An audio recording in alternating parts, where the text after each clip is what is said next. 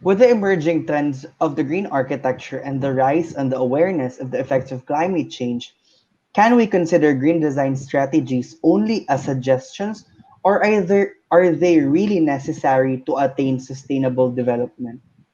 Yeah, definitely. Green architecture is one of the strategies that we can do in order to mitigate climate change and global warming, and of course, to make our environment more sustainable. But there are other components, other disciplines that should take account to make our environment sustainable. Let's say we have sustainable logistics. Of course, this is different from green architecture. Logistics is something to do with transportation, transfer of goods, etc. We also have sustainable food systems, wherein yung by the way, one of the contributors of climate change is uh, how we source our food, no? Yung kinakain natin, it has a lot of uh, carbon, carbon emission, no? In terms of its life cycle. So definitely, yeah, green architecture is one of the components which could lead us to a more sustainable environment. But then again, there are many uh, components in our um, environment that we need to address as well: sustainable tourism, sustainable transportation, so forth. So marami. So lahat ng mga ito kailangan integrated sa policy natin so that we can move ahead for more sustainable country. If I may, Sure, sure. I generally agree with the statement, but let's go back to the last aspect of the question on whether green architecture should be a suggestion or a necessity. Yeah. That might have to be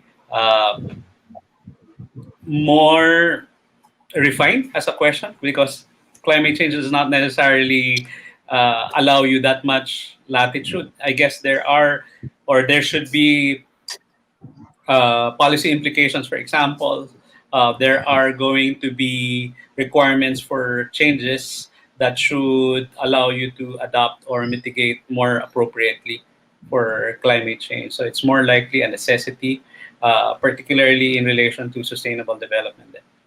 Yeah, I think it also points to like the policy making in our country, like do our laws really allow such practices? Yes, yes, if I may.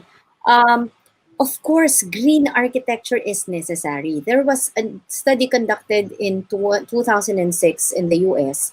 Ang sabi nila, ang number one contributor to greenhouse gas emissions daw ay ang buildings. Therefore, isa tayo sa mga nagko-cause ng climate change. Isa tayo sa mga nagko-contribute ng climate crisis. Kaya importante that we reduce our energy consumption, our use of other resources, to be able to preserve our planet for the future generations. That's why it's very, very important. Going back to what Sir Ronnie is espousing, it's about regenerative architecture. This is, like I mentioned, beyond green architecture. Ang sabi niya, if I may borrow from his presentation before, sabi niya, ang green architecture daw is doing no harm. Kasi ang conventional construction and conventional buildings, it actually has a lot of negative impact in the environment. And ang green architecture is actually doing no harm. Wala kang ginagawang impact on the environment. And ang regenerative architecture goes beyond that. It's actually healing the planet. Diba? So, yung nga lang wala ka pang ginagawang harm, it's hard enough. So, mas mahirap yung i-heal mo pa siya, di ba?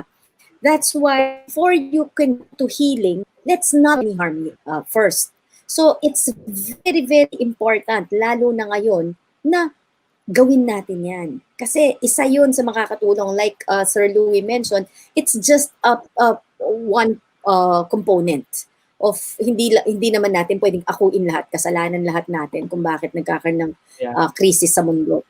But, definitely, everything put together, makakatulong yan para maayos natin ang crisis na kinakaharap natin.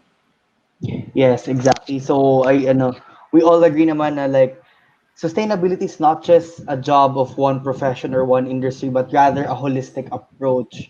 Kasi if we're doing our part and others are not even contributing, it's kind of bit harder. Okay, so